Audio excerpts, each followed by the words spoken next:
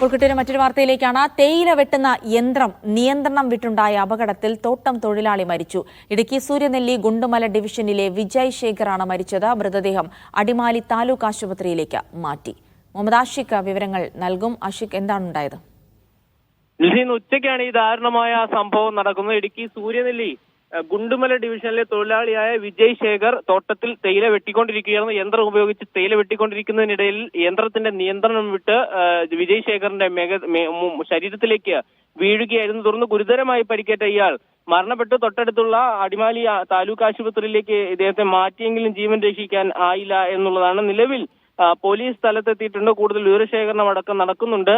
Postmortem നടപടികൾക്ക് ശേഷമായിരിക്കും മൃതദേഹം ബന്ധുക്കൾക്ക് വിട്ടു നൽകുക. ഇടുക്കി സൂര്യനെല്ലി ാണ് ഈ ഗുരുതരമായ അപകടം ഉണ്ടായിട്ടുള്ളത്. ജിൽസി.